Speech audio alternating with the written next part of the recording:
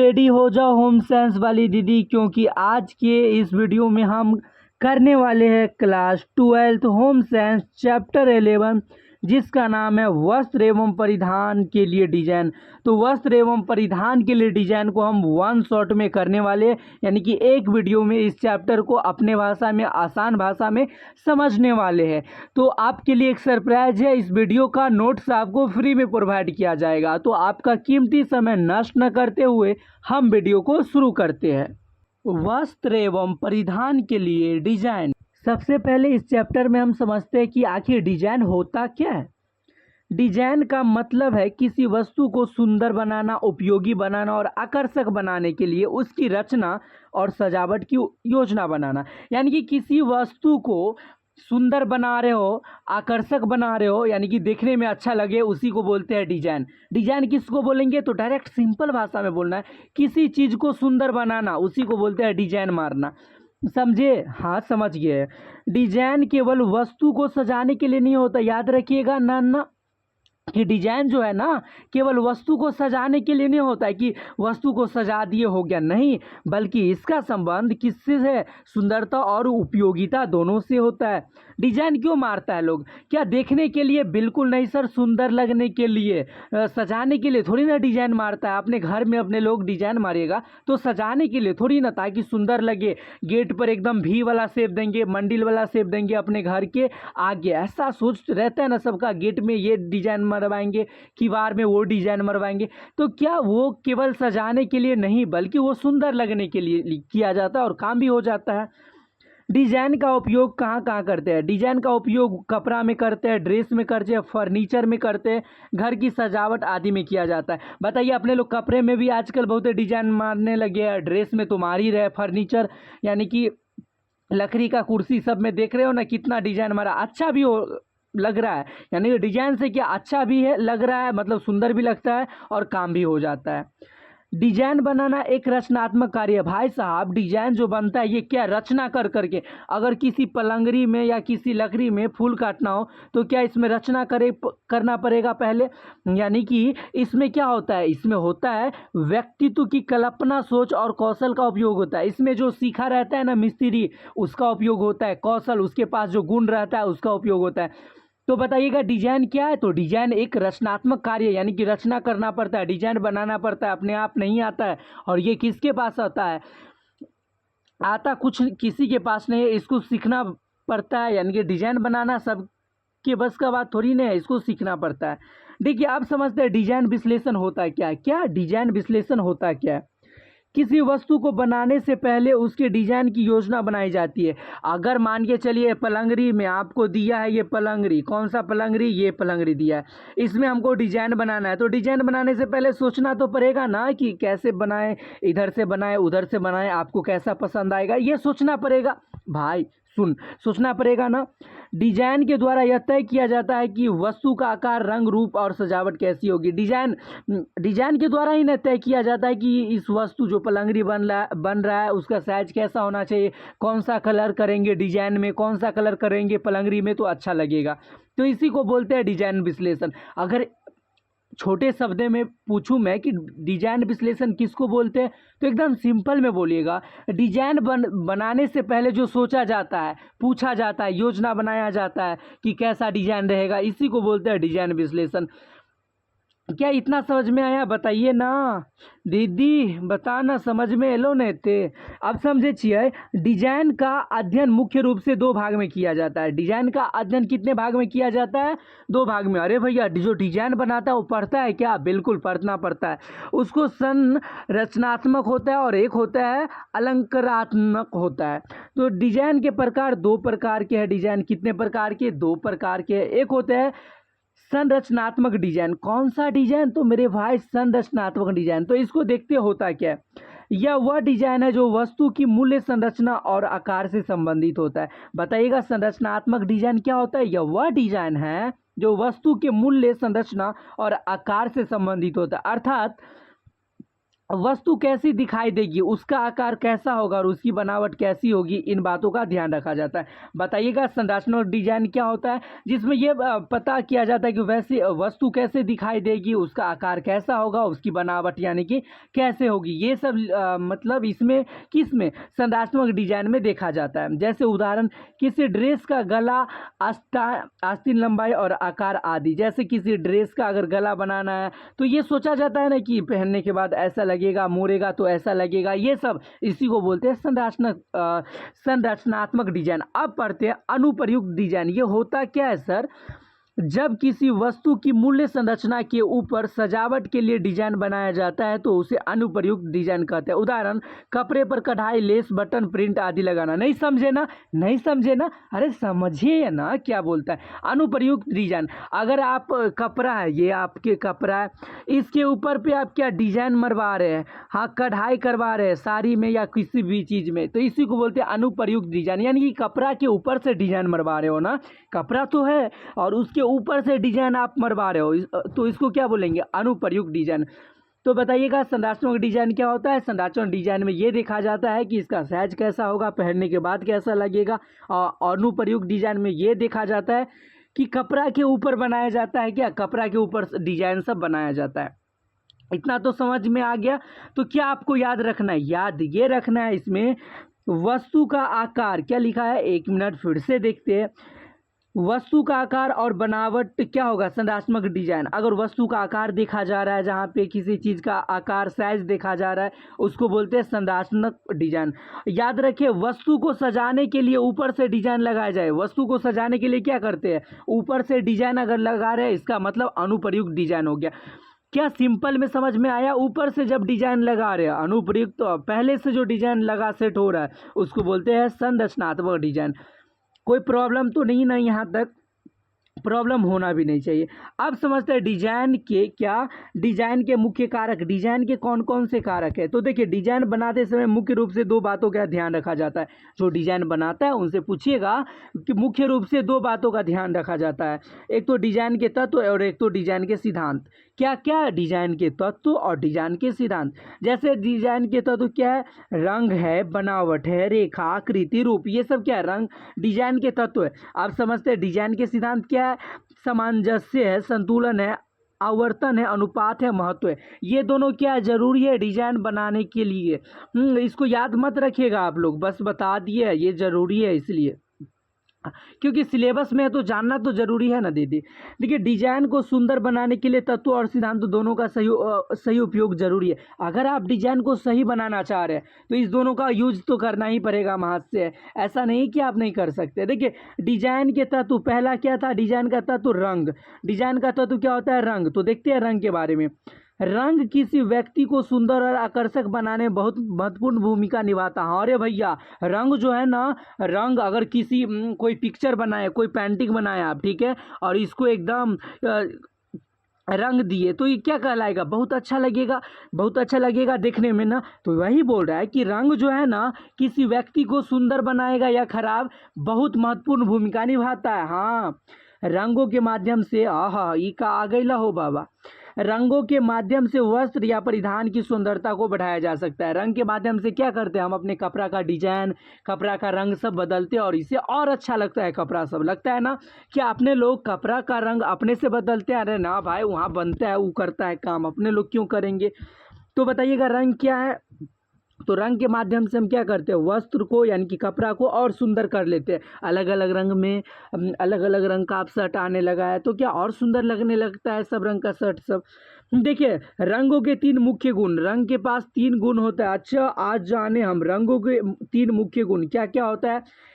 पहला होता है रंग का नाम ईका हुआ, दूसरा होता है रंग का मूल्य जिसे रंग का मान भी कहा जाता है, तीसरा होता है तीव्रता या चमक। तो बताइएगा, रंग का तीन गुण होता है। पहला तो रंग का नाम, देखते हैं, रंग का नाम उस रंग की पहचान बताता है। हाँ सर, आजकल क्या हुआ है, नहीं कहते पियर का रंग के साड़ी ला न दाएगे, हाँ वो लाल रंग के धोती ला न दाएगे। यानी कि क्या हो चुका है, रंग का नाम उस रंग का पहचान बन चुका है, यानी कि पहचान के हिसाब से वो कपड़ा का नाम भी आ जाता है, रंग का नाम। देखिए, जैसे लाल, पीला, हरा, नीला आदि। उदाहरण के लिए हम यह कह सकते हैं कि वस्त्र लाल रंग का है। जैसे हम क्या कर सकते हैं, अगर लाल रंग का वस्त्र है तो लाल रंग का है, जबकि वस्त्र वस्त्र के नाम से जाना चाहिए, लेकिन कलर के नाम से जाना जाता है वो कपड़ा, कि लाल कलर के कपड़ा ला न दाएंगे, ऐसे हम जानते हैं। अब समझते हैं रंग का मूल्य क्या होता है। किसी रंग में सफ़ेद या काला रंग मिलाने से उसकी हल्के या गहरे होने की स्थिति बदल जाती है। अगर किसी रंग में क्या कीजिएगा, सफ़ेद या काला रंग मिला दीजिएगा तो हो जाएगा, हो सकता है वो गाढ़ा हो जाएगा, हो सकता है वो एकदम फीका पड़ जाएगा। इसे रंग का मान कहते हैं। इसे क्या कहते हैं, रंग का मान। सफ़ेद मिलाने पर रंग बहुत हल्का हो जाता है। अगर किसी रंग में सफ़ेद रंग मिलाइएगा तो वो क्या कर देगा, रंग को हल्का कर देगा। काला मिलाने पर रंग गहरा हो जाता है। अगर काला रंग मिलाइएगा तो क्या कर देगा, गहरा कर देगा। तो बस जितना पढ़ा रहे ना उतना बस आप लोग को याद रखना है। अब समझते हैं तीव्रता या चमक क्या होता है। किसी रंग की चमक या उसकी स्पष्टता को रंग की तीव्रता कहा जाता है। अच्छा, मतलब कोई कलर कितना चमक रहा है, नहीं कहता है ये कलर ना बहुते चमक रहा है, ये ना बहुते ग्लो कर रहा है। हाँ, राउर फेस बहुते ग्लो करत बा, लेकिन यहाँ फेस का तो बात नहीं हो रहा, यहाँ कलर का, मतलब कलर जो है ना बहुत ग्लो कर रहा है, चमक रहा है, उसी को बोलते हैं तीव्रता।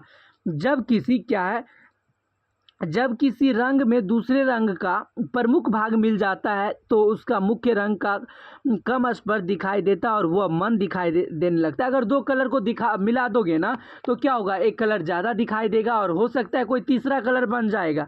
तो इसी को बोलते हैं तीव्रता या चमक।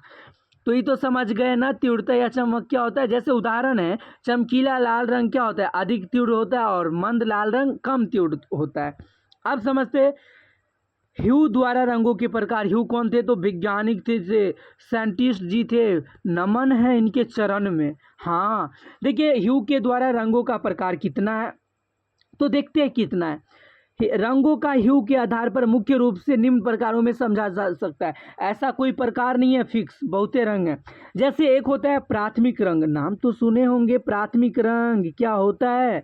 तो देखिए प्राथमिक रंग क्या होता है, इन रंगों को दूसरे रंगों को मिलाकर नहीं बनाया जा सकता। अच्छा, जो प्राथमिक रंग होता है ना, ऐसा अभी अपन क्या करते हैं, अगर घर को अच्छे से कलर करना होता है तो रंग में रंग मिला के और कोई तीसरा रंग बना देते हैं। दो रंग मिला के क्या बना देते हैं अपन, कोई तीसरा रंग बना देते हैं। लेकिन प्राथमिक रंग क्या होता है, प्राथमिक रंग किसी के मिलने से नहीं बनता, ये ओरिजिनल बनता है। याद रखिएगा, प्राथमिक रंग किसी के मिलने पर नहीं बनेगा। मैं बार बार चिल्ला के बोल रहा हूँ, मैं जोर से बोलूँ क्या दीदी, प्राथमिक रंग किसी के मिलने पर नहीं बनेगा, ये डायरेक्ट बनता है। जैसे प्राथमिक रंग कौन कौन है, लाल है, पीला है और नीला है, ये सब प्राथमिक रंग है। याद रखिएगा, अगर मैं आपको या एग्जाम में आपको ऑब्जेक्टिव में पूछेगा कि प्राथमिक रंग कौन है, तो आपको तो तीन ही नाम याद रखना है कि लाल, पीला और नीला प्राथमिक रंग है। अब समझते हैं क्या द्वितीयक रंग क्या है। अच्छा, द्वितीयक रंग भी होता है, हाँ होता है ना दीदी, तब ना पढ़ रहे। क्या होता है, जब दो प्राथमिक रंगों को मिलाया जाता है, क्या बोला, जब दो प्राथमिक रंगों को मिलाया जाता है तब द्वितीयक रंग बनते हैं। प्राथमिक रंग क्या है, अरे भैया प्राथमिक रंग लाल है और पीला, अभी ना समझे, लाल, पीला, नीला, ये तीनों प्राथमिक रंग है। तो जब अगर दो प्राथमिक रंग को मिलाएंगे, मान के चलिए ये लाल है और ये जोर है, बीच में क्या है महाज से, तो जोर है, बीच में जोर है यानी कि मिलार है, और ये पीला है, लाल है और पीला है, इस दोनों को एक साथ कलर मिलाइएगा ना, इसमें लाल रंग है और इसमें पीला रंग है, इस दोनों को एक साथ मिलाइएगा ना तो हमको तीसरा मिलेगा, कौन सा कलर पता है, नारंगी मिलेगा। अरे भैया ये कौन सा बात हो गया, यानी कि द्वितीयक रंग प्राथमिक रंग किससे मिलके बनता है। फिर से समझाऊंगा, प्राथमिक रंग किसी के मिलने पर नहीं बनेगा। अगर हमको द्वितीयक रंग लाना होगा तो क्या करेंगे, दो प्राथमिक रंग को मिला देंगे और तीसरा आ जाएगा, उसी को बोलेंगे द्वितीय रंग। जैसे ये बात सब याद रखिएगा, लाल और पीला एक साथ रहने पर नारंगी बन जाता है, पीला नीला रहने पर हरा बन जाता है, नीला प्लस लाल को एक साथ रखोगे मिलाओगे बैगनी बन जाएगा। मतलब अपने लोग जब घर, आप लोग क्या कीजिएगा, घर का काम चलेगा, घर रंगिएगा ना तो ऐसा ही यूज कीजिएगा। हाँ ऐसा ही कीजिएगा ना, अपने से कलर बना लेना, दुकान वाला के पास जाना भी नहीं है। हाँ, उसका धंधा ही बंद कर देना। ना, धंधा बंद नहीं करेंगे अपने लोग, चालाक है थोड़ा। अब समझते तृतीयक रंग क्या होता है। अच्छा सर, प्राथमिक द्वितीयक तो समझ गया, अब तृतीयक क्या होता है। अरे समझते हैं ना, आसान में, काहे को टेंशन ले रहा है तू। देखिए, जब एक प्राथमिक रंग और एक द्वितीयक रंग को मिलाया जाता है, इसमें क्या क्या किया जाता है पता है, एक प्राथमिक रंग को और साथ में किसको, एक तृतीयक रंग को, प्राथमिक रंग को और तृतीयक रंग को मिलाया जाता है तो क्या बनता है, कोई नया कलर फिर से बनता है और उसी को बोलते हैं तृतीयक रंग। मैं फिर से बताऊंगा, तृतीयक रंग किसको बोलेंगे, जब प्राथमिक रंग, एक प्राथमिक रंग और एक द्वितीयक रंग को मिलाया जाता है, रंग को मिलाया जाता है, तब बनता है तृतीयक रंग। जैसे यहाँ नाम है, लाल नारंगी को मिलाया जाता है, पीला हरा को मिलाया जाता है, पीला नारंगी को मिलाया जाता है, नीला बैगनी को मिलाया जाता है। समझ गए ना। उसके बाद होता है उदासीन रंग। अच्छा, उदासीन रंग भी होता है भैया? हाँ होता है, तब ना। देखिए, इन रंगों को अक्रोमेटिक रंग भी कहा जाता है। अच्छा, उदासीन रंग को क्या कहा जाता है? अक्रोमेटिक रंग। क्यों? जैसे क्या क्या होता है उदासीन रंग? सफ़ेद, काला, चांदी कलर का, ये सब क्या हुआ? उदासीन रंग। ये उदास है रंग। हाँ, जैसे सफ़ेद, काला, चांदी कलर का रंग, ये सब क्या उदासीन रंग है, याद रखिएगा। इसमें समझने वाला ज़्यादा नहीं है, याद रखने वाला है बस। अब क्या समझते हैं आप? समझते हैं रंग योजना। अरे रंग बरसे, हम नहीं गाएंगे आगे, हाँ आप गाइएगा। तो रंग योजना होता क्या है? देखिए, वस्त्रों में अलग अलग रंगों को किस प्रकार एक साथ प्रयोग किया जाए, इसे रंग योजना कहते हैं। अरे भैया, कोई कपड़ा रंगना है, हाँ मान के चलिए, कोई ओढ़नी रंगना है, कोई दुपट्टा, हाँ तो दुपट्टा में आधा लाल करना है, आधा काला करना है, आधा पीला करना है। तो ये जो करेंगे तो पहले क्या बनाना पड़ेगा? हम लोग को प्लान बनाना पड़ेगा, योजना बनाना पड़ेगा कि डायरेक्ट हम शुरू कर देंगे। हम लोग को बनाना पड़ेगा कि इतना डालेंगे तो ये काला हो जाएगा, इतना डालेंगे तो दुपट्टा लाल हो जाएगा, लाल दुपट्टा वाली। लेकिन हम अभी तो पढ़ रहे हैं भाई, उधर ध्यान नहीं दो। तो हम क्या पढ़ रहे थे? हम पढ़ रहे थे रंग योजना। तो रंग योजना क्या होता है? रंगने से पहले, किसी भी चीज़ को रंगने से पहले ये देखा जाता है कि इसमें कौन सा कलर लगेगा, योजना बनाया जाता है। सबसे बाद विचार किया जाता है कि ये कलर सही रहेगा, वो कलर से रंगवा दे, ये कलर कर ले, तो इसी को बोलते हैं रंग योजना। क्या समझने में कोई प्रॉब्लम है? अगर समझ में आए तो बजा दो ताली दीदी, लेकिन ताली नहीं बजाना। अपन मोबाइल को आगे में स्क्रॉल नहीं करना है, स्क्रॉल भी नहीं करना है, रील स्क्रॉल हो जाएगा। मोबाइल को आगे में रखना है और उसके बाद अपना नोट्स करते हुए भी चलना है। देखिए, रंगों को सही संयोजन से कपड़े और परिधान अधिक सुंदर और आकर्षक दिखाई देते हैं। हाँ, सही से अगर परिधान को, कपड़ा को रंगते हैं, अलग अलग कलर से रंगा जाता है किसी कपड़ा को, तो कितना अच्छा लगता रहता है और उसी पर क्या होता है, अपने लोग अट्रैक्ट हो जाते हैं। समझ गए ना। रंग योजनाओं का उपयोग डिजाइन में बहुत महत्वपूर्ण है। हाँ सर, रंग योजना का उपयोग कहाँ है? डिजाइन में। जब डिजाइन बनता है तो ये देखा जाता है कि अच्छा ये डिजाइन है, इसमें ये कलर दो, ये डिजाइन है, इसमें ये कलर दो, ये डिजाइन है, इसमें ये कलर दो। तो योजना, रंग योजना का काम सबसे ज़्यादा कहाँ होता है? जब हम डिजाइन बना रहे होते तब। रंग योजना क्या लिखा गया भाई साहब? रंग योजनाओं को मुख्य रूप से दो समूह में बांटा गया, एक होता है संबंधित और एक होता है विषम। रंग योजना को कितने भाग में बांटा गया? दो भाग में, एक होता है संबंधित और एक होता है विषम। चलिए आगे बढ़ते हैं। अब समझते हैं संबंधित योजना और विषम योजना होता क्या है रे भाई? क्या समझ रहे हैं? संबंधित योजना और विषम योजना आखिर होता क्या है? तो सबसे पहले हम समझते हैं संबंधित योजना। संबंधित रंग योजना में रंगों के बीच में कुछ न कुछ समानता होती है। क्या बोला? रंगों के बीच कुछ न कुछ समानता होती है। यानी कि अगर ये लाल रंग है और साथ में अगर पीला रंग है तो इस दोनों में कोई समान लगेगा देखने में एक रंग। तो इसको बोलते हैं संबंधित योजना। क्या बोलते हैं? संबंधित योजना। देखिए, इसमें एक रंग दूसरे रंग से किसी न किसी रूप से जुड़ा हुआ होता है। बताइएगा, संबंधित योजना क्या होता है? एक रंग दूसरे रंग से मिला घुला होता है। जैसे रिश्तेदार होता है, तो कहीं अगर जाता है मौसी का बेटा का बेटा का बेटा, मतलब वो आप समझ गए होंगे। तो आपको अगर चेहरा मिलता जुलता लगे तो क्या कहेंगे कि कोई ना कोई तो इससे संबंध है मेरा, कोई ना कोई तो रिश्ता है, मेरे मौसी का ताऊ का वो है, ऐसा लगेगा। उसी प्रकार कलर में भी है भाई। कलर में क्या होता है पता है? कलर में होता है कि इसमें क्या होता है, इसमें एक रंग दूसरे रंग से किसी न किसी रूप से जुड़ा हुआ होता है। हर रंग क्या है? एक न एक से जुड़ा हुआ है और इसी को बोलते हैं संबंधित योजना। उदाहरण लेते हैं, जैसे विभिन्न रंगों से में भी आपस में कुछ समानता होती है। अगर अलग अलग रंग है ना, अगर फिर भी अलग अलग रंग है, फिर भी अगर सब गुण मिलाने चलो रंग का, तो कोई ना कोई एक ऐसा गुण मिलेगा जो दोनों रंग में समान होगा। जैसे बता देते हैं, काला कलर भी चमकता है, लाल भी चमकता है, तो ये गुण हो गया ना, और दोनों में समान। अब समझते हैं विषम योजना क्या होता है। क्या तो विषम योजना क्या होता है, तो विषम रंग योजना में ऐसे रंगों का प्रयोग किया जाता है जो एक दूसरे से अलग विपरीत दिखाई देता। देखिए विषम में क्या होता है, एक रंग दूसरे के उल्टा हो, अगर ये लाल है तो ये पीला रहेगा, दोनों में कोई समान नहीं रहेगा, इसी को बोलते हैं विषम योजना में। फिर से बताता हूँ, विषम योजना क्या होता है, एक कलर दूसरा है, दूसरा कलर दूसरा है, मतलब दोनों कलर एक दूसरे के उल्टा है, इसको बोलते हैं विपरीत दिखाई देते हैं या विषम योजना। इसमें डिजाइन में आहा का आ जाता है, इससे डिजाइन में अधिक आकर्षण और स्पष्टता आती है। इसमें क्या होता है, विषम योजना में अगर अलग अलग कलर से डिजाइन बनाया गया है तो क्या होगा, अधिक दिखाई देगा, अच्छा लगेगा। उदाहरण क्या है, दोनों रंगों में समानता होती है, दोनों रंगों क्या होता है, अलग अलग होता है। तो फिर से समझते हैं संबंधित योजना विषम योजना। संबंधित योजना में क्या होगा, कलर अलग अलग रहेगा लेकिन लगेगा सेम है। विषम योजना में अलग अलग कलर भी रहता है, लगेगा सेम नहीं है, हाँ अलग अलग कलर भी रहता है, बस इतना याद रखना है। हाँ इतना याद रख लोगे ना तो मैं भरोसा दिला सकता हूँ आपको कि आपको इससे ज़्यादा पढ़ने की ज़रूरत नहीं है मेरी जान। देखिए बनावट क्या होती है, क्या बनावट, बुनावट होना चाहिए सर, यहाँ बनावट लिख दिया गया लेकिन बुनावट होगा हमें, ठीक है। क्या होगा, यहाँ पे हर्षु की मात्रा छूट गया, आप लगा लीजिएगा। बुनावट से हमें किसी कपड़े या ऊपरी सतह और उसकी गुणों के बारे में पता चलता है, यानी कपड़ा देखने में कैसा और छूने पर कैसा महसूस होता है।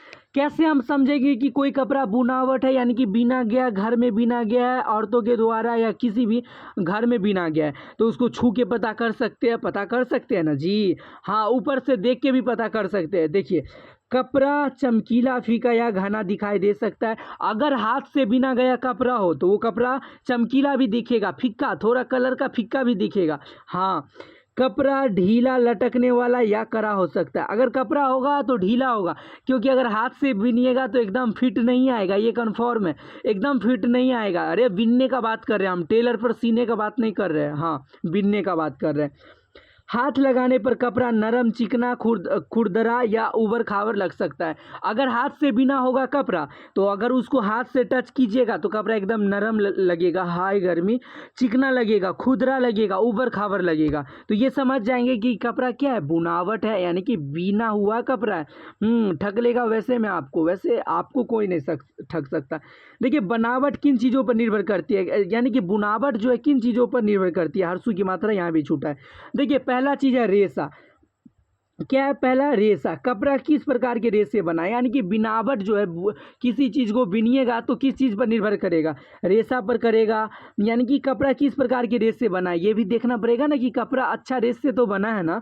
दूसरा है धागे की गुणवत्ता और प्रकार, यानी कि धागा कैसा और किस तरह का है, दूसरा ये भी देखना पड़ेगा कि धागा अच्छा तो है ना। तीसरा एक वस्त्र बनाने की विधि, और ये भी देखना पड़ेगा कि सही विधि से बना रहे हो या नहीं, सही मशीन से बना रहे हो या नहीं, या गलत मशीन से या गलत तरीकों से बना रहे हो। वस्त्र की सजावट, यानी कि कपड़े पर किस प्रकार का सजावट किया जाता है, तो बताइएगा बुनावट किन चीज़ों पर निर्भर करता है। एक तो होता है रेशा पर, कैसा रेशा है, कैसा धागा है। दूसरा है धागे की गुणवत्ता, धागा मजबूत है या नहीं। तीसरा है वस्त्र बनाने की विधि, सही विधि से वस्त्र कपड़ा बना रहे हो या नहीं। और चौथा है वस्त्र की सजावट, वस्त्र में क्या क्या सजावट दे रहे हो। तो बुनावट इन चार चीज़ों पर निर्भर करती है, और ये बात आपको याद रखना होगा। क्या करना होगा, याद रखना होगा। क्या यहाँ तक समझ में आया, पहले बताइए तब मैं आगे बढ़ूंगा। यहाँ अब समझते हैं कि रेखा क्या होता है। अरे भैया रेखा दीदी नहीं आ गया, हाँ रेखा है। रेखा होता क्या है, देखिए रेखा उस चिन्ह को कहते हैं जो बिंदुओं को जोड़ता है। अरे भैया ये तो मैथ पढ़ने लगे, अरे हाँ दीदी थोड़ा मैथ पढ़ना पड़ेगा। देखिए रेखा किसको बोलते हैं, जो बिंदुओं से बना होता है, हाँ बिंदुओं को जोड़ता है या बिंदुओं से बना होता है।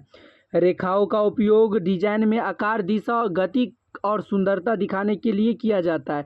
बताइएगा, ये ऐसे ऐसे कपड़ा सब में देखे होंगे ना डिजाइन, तो रेखा का उपयोग कपड़ा में कहाँ से आ गया। तो देखिए रेखा का उपयोग होता है ना डिजाइन में, आकार देने में, गति, सुंदरता दिखाने में, इस सब में किसका उपयोग होता है, रेखा का। मुख्य रूप से रेखाएं दो प्रकार की होती है। अरे भैया रेखा कितने प्रकार की होती है, रेखा दीदी भी दो प्रकार की होने लगी है क्या, नहीं रे भैया दीदी ना है, हाँ ये नाम है। तो देखिए एक होता है सरल रेखा, एक होता है वक्र रेखा। रेखा कितने प्रकार के, दो प्रकार के, एक होता है सरल और एक होता है वक्र। अब समझते हैं यहाँ से सब चीज।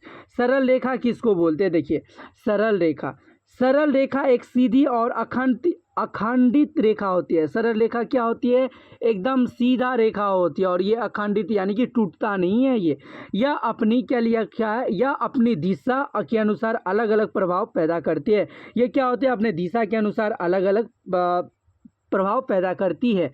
ओके, अब समझते हैं ऊर्ध्वाधर रेखाएं क्या होती है। देखिए, ऊपर और नीचे की ओर जाती है, ये ऊंचाई का एहसास कराती है और वस्तु को लंबा दिखा सकती है। ऊपर और नीचे की ओर जाती है, ये नहीं है ऊर्ध्वाधर, ऊपर की ओर भी जा रही है, नीचे की ओर भी जाती है, और ये क्या दिखाती है कि अपने लोग ऊंचा पे जा रहे हैं। इसी को बोलते हैं ऊर्ध्वाधर रेखा। अब समझते हैं क्षैतिज रेखा क्या होता है। क्या? क्षैतिज रेखा एक ओर से दूसरी ओर जाती है, चौड़ाई का एहसास कराती है और शांति और स्थिरता का भाव पैदा करती है। यानी कि ये चौड़ाई ये मतलब रेखा देखने से नहीं लगता है क्षैतिज रेखा, जिससे पता चले कि ये चौड़ा लग रहा है, उसी को बोलते हैं क्षैतिज रेखा। बस इतना पता करना है आप लोग को। हाँ, बाकी नोट्स में लिखा है, बाकी उतना डिटेल में मत जाना, इसमें मैं जितना पढ़ा रहा हूँ उतना इनफ है। देखिए, तिरछ अथवा विकर्ण रेखा क्या होता है? कोण बनाकर आगे बढ़ती है, जो कोण बना के आगे बढ़ती है, जैसे ये देखो, ये कोण बना के आगे बढ़ रही है, और इसी को बोलते हैं तिरछ अथवा विकर्ण रेखा। वैसे आप लोग मैथ में भी पढ़े होंगे 10th में, विकर्ण रेखा ये सब। अब समझते हो वक्र रेखा क्या होता है। क्या? तो वक्र रेखा होता है क्या? तो देखिए, वक्र रेखाएं सीधी नहीं होती, बल्कि इनमें झुकाव या मोड़ होता है। जैसे यहाँ देखिए, यहाँ क्या है? झुकाव भी है, मोड़ भी है। ये देख रहे हैं ना, यहाँ झुकाव भी है और मोड़ भी है। ये क्या एकदम सीधा है? बिल्कुल भी सीधा नहीं है, कहीं झुकाव है, कहीं मोड़ है। तो उसी को बोलते हैं वक्र रेखा। ये रेखाएं कपड़े या डिजाइन में कोमलता, सुंदरता और आकर्षण पैदा करती है। यही डिजाइन अगर कपड़ा सब में रहेगा तो क्या करेगा? कोमल लगेगा, सुंदर लगेगा, आकर्षण लगेगा, एकदम मस्त लगेगा। इसी को बोलते हैं वक्र रेखा। तो वक्र रेखा सीधा नहीं होता है, और इनमें क्या होता है? झुकाव होता है, यानी कि झुका हुआ रहता है। और यह रेखा क्या? कपड़ा डिजाइन में कोमलता, सुंदरता ये सब पैदा करता है। आप क्या समझते हैं? आप समझते हैं आकृतियाँ या आकार। क्या? आकृतियाँ या आकार। देखिए, जब अलग अलग रेखाओं को जोड़कर कोई आकार बनाया जाता है तो उसे आकृति कहते हैं। आकृति कैसे बनता है? जब अलग अलग आकार को, इस आकार को एक साथ कर दिए, इस आकार को एक साथ कर दिए, तो क्या ये दूसरा आकृति बन गया। यहाँ पर मान के चलिए इसको एक ऐसे कर दिए, एक ऐसे, तो ये आकृति बन गया ना भाई साहब, ये आकृति बन गया। यानी कि अलग अलग क्या? अलग अलग रेखाओं को एक साथ लाए, उसी को बोलते हैं आकृति। बस इतना समझ लेना। हाँ, देखिए, आकृतियाँ क्या है? आकृतियाँ मुख्य रूप से 4 प्रकार की होती है। आकृतियाँ कितने रूप की होती है? 4 प्रकार की होती है मुख्य रूप से। कौन कौन होती है? देखिए, प्राकृतिक आकृतियाँ, फैशनेबल रेखाएं, ज्यामितीय आकृतियाँ और या अमूर्त आकृतियाँ।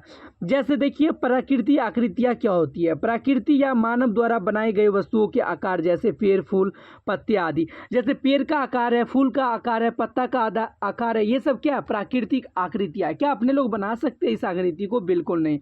ये फैशनेबल आकृतियाँ, ये देखते हैं फैशन जैसा फ्रॉक है। उसके बाद ज्यामितीय आकृतियाँ, ये है ना ट्रायंगल, त्रिभुज, वृत्त, ये सब ज्यामिति है ना, वर्ग, वृत्त, त्रिभुज, ये सब ज्यामितीय आकृतियाँ हुआ। अमूर्त आकृति यानी कि इस आकृति के बारे में उतना पता नहीं है, इसी को बोलते हैं अमूर्त आकृतियाँ। क्या ये सब आपको लगता है कि ये एग्जाम में क्वेश्चन आएगा? बिल्कुल भी नहीं, ये सिलेबस में है तो अपने लोगों को पढ़ना है।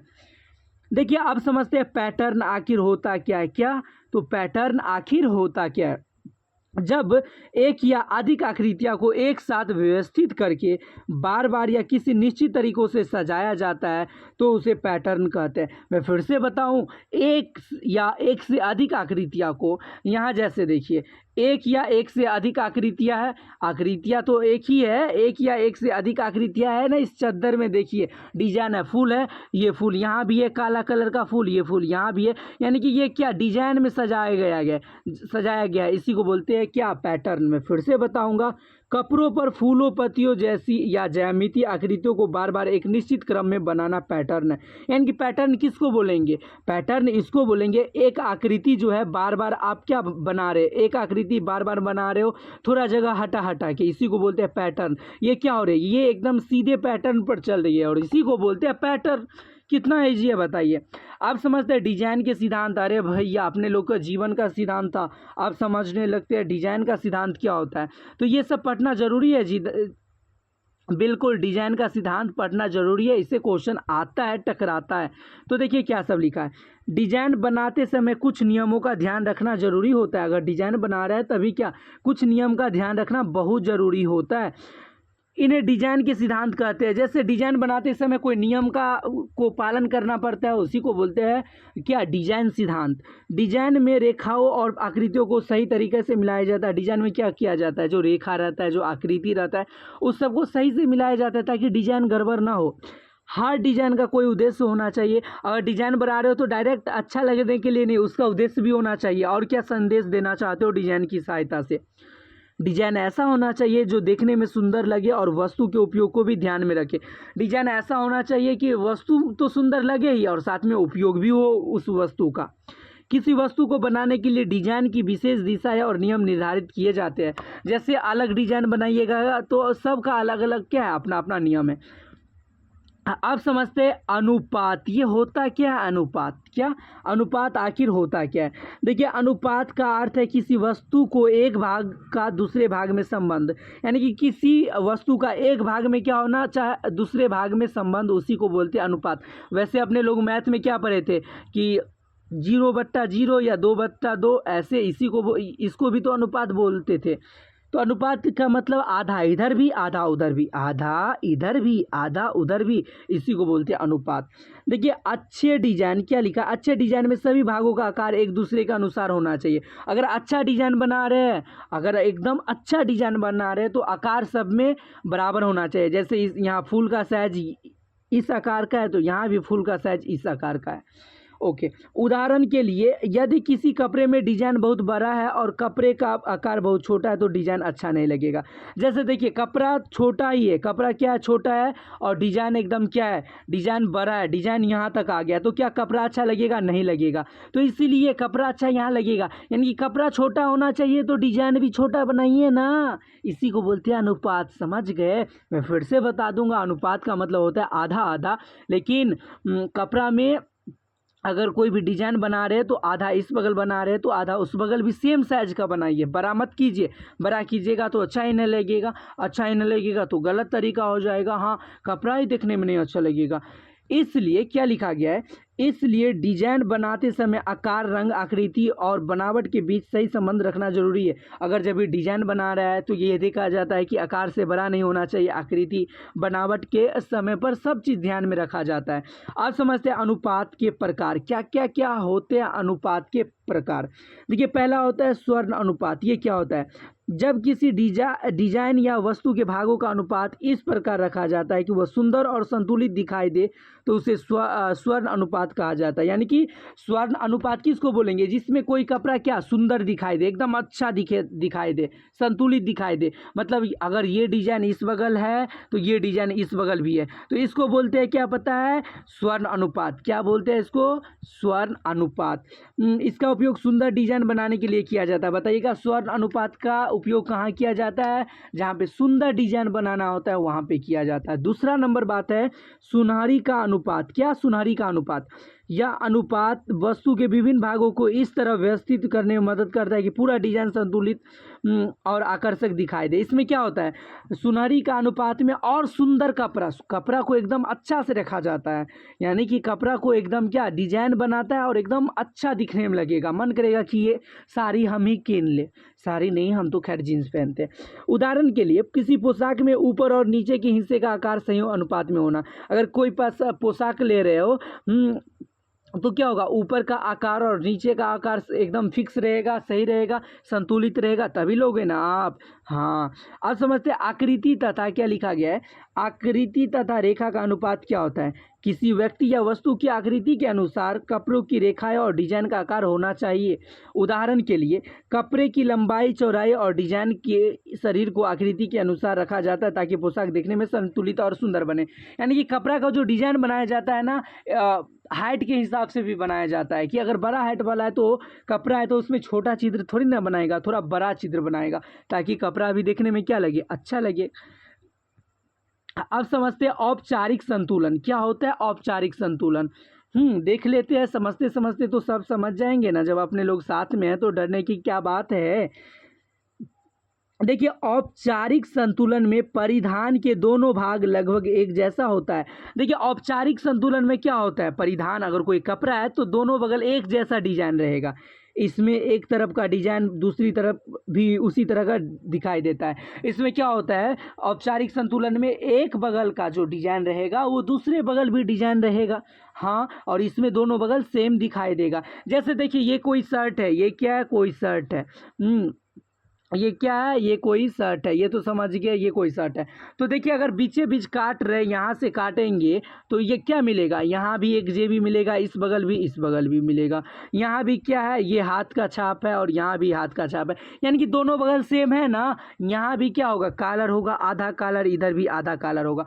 तो यानी कि दोनों बगल सेम हो, जिसमें मैं फिर से बताऊँ बटन से अगर काटेंगे तो क्या शर्ट दोनों बगल सेम होगा, इधर भी एक जेबी है और इधर भी एक जेबी है, तो सेम आएगा ना। तो यही तो बोलते हैं औपचारिक संतुलन। औपचारिक संतुलन यही बोलता है कि क्या होना चाहिए, दोनों तरफ का डिजाइन सेम होना चाहिए बस। परिधान का एक भाग दूसरे भाग की सटीक प्रति होता है, यानी कि ऐसे लगता है कि कॉपी किया गया, यहाँ भी जेबी, यहाँ भी जेबी, यहाँ भी हाथ रखने वाला, यहाँ भी हाथ रखने वाला, तो क्या दोनों सेम लगता है, और इसी को बोलते हैं औपचारिक संतुलन है। इसमें कम मेहनत से सुंदर और संतुलित डिजाइन बनाया जा सकता है। इसमें क्या लगता है, जो भी डिजाइन बनाता है इसमें कम मेहनत लगता है, ज़्यादा मेहनत नहीं करना पड़ता है, क्योंकि दोनों बगल सेम देना है ना, इसलिए इसमें ज़्यादा मेहनत नहीं करना पड़ता है। यह डिजाइन स्थिर, गंभीर और औपचारिक दिखाई देता है। ये कितना मस्त दिखाई देता है शर्ट, देखिए कितना मस्त दिखाई देता है। तो औपचारिक संतुलन अच्छा दिखाई देता है। इसमें रंग बनावट और डिजाइन का प्रयोग कम और सरल होता है। इसमें क्या, ज़्यादा बनावट का, ज़्यादा रंग सब का प्रयोग, ज़्यादा स्टाइल सब का प्रयोग औपचारिक संतुलन में नहीं किया जाता है, समझ गए ना। जैसे उदाहरण क्या क्या होता है औपचारिक में, शर्ट, कोडिंग, सूट, ये सब क्या होता है, औपचारिक में होता है। आप समझते हैं अनौपचारिक संतुलन क्या होता है रे मर्दावा, क्या अनौपचारिक संतुलन क्या होता है। देखिए अनौपचारिक संतुलन में परिधान के दोनों भाग एक जैसे नहीं होते, लेकिन फिर भी पूरा परिधान देखने में संतुलित और सुंदर लगता है। ये क्या है, ए भैया ये देखो ना, रउआ पहनने वानी का, ये देखे होंगे आप लोग, ये कपड़ा क्या है, ये संतुलित है क्या, ये कपड़ा संतुलित है, बिल्कुल नहीं है। देखिए यहाँ पर कितना बड़ा हो गया, और यहाँ देखिए पीछे आके देखिए, देखिए एकदम छोट हो गया ना। इस साइड देखिए, इस साइड कैसा है, इस साइड देखिए कैसा है, यानी कि ये क्या है, कपड़ा एक रंग नहीं है, पूरा नहीं है। पैर में भी, अगर पैर में भी एक रंग रहना चाहिए, तो ये ऊपर पीछे से क्या है, इधर से पूरा उठा गया है, कपड़ा पूरा उठ चुका है। हाँ उठ चुका है ना ऊपर, यानी कि एक रंग नहीं है, इसी को बोलते हैं अनौपचारिक संतुलन। लेकिन फिर भी देखने में तो अच्छा लगता है ना, ये अगर कोई पहन लेगी आपके सामने तो दिखने में क्या लगेगा, अच्छा तो लगता है। लेकिन हाँ, दोनों तरफ के परिधान की संरचना अलग अलग हो सकती है, दोनों तरफ का क्या होता है, अलग अलग डिजाइन हो दिया जाता है। यह परिधान को रोचक और आकर्षक बनाता है। यह क्या कपड़ा को और रोचक और कपड़ा स्टाइलिश, थोड़ा मॉडर्न में आ जाता है। इसमें संतुलन बनाने के लिए अधिक रचनात्मक की आवश्यकता होती है। ये जो बनाते हैं लोग, इसमें क्या अधिक डिजाइन देना पड़ता है, अधिक मेहनत भी लगता है भाई इसमें। जबकि ये कपड़ा अपने लोग यहाँ पहनेगा तो क्या क्या बोलने लगता है। हाँ लेकिन बोलता अब तो कोई नहीं है किसी के बारे में, जो बात है। इसमें संतुलन बनाने के लिए अधिक रचनात्मक की आवश्यकता होती है। ये तो पता है कि इसमें कुछ भी करेंगे तो क्या होगा, ज़्यादा मेहनत लगेगा। ऐसी डिजाइन विशेष अवसरों के लिए बनाए जाते हैं और कभी कभी अधिक महंगे भी होते हैं। ऐसा डिजाइन कब, विशेष पार्टी फंक्शन में जाती है मैडम जी सब पहन के। हाँ, और ये अधिक महंगा भी होता है, ऐसा नहीं है कि सस्ता होता है, नहीं भाई महंगा होता है। आप समझते हैं अवतीर्णता क्या होता है, क्या अवतीर्णता होता क्या है। देखिए अवतीर्णता का अर्थ है किसी डिजाइन या पैटर्न को बार बार दोहराना। अगर किसी डिजाइन को, किसी पैटर्न को आप बार बार दोहरा रहे, इसी को बोलते हैं अवतीर्णता।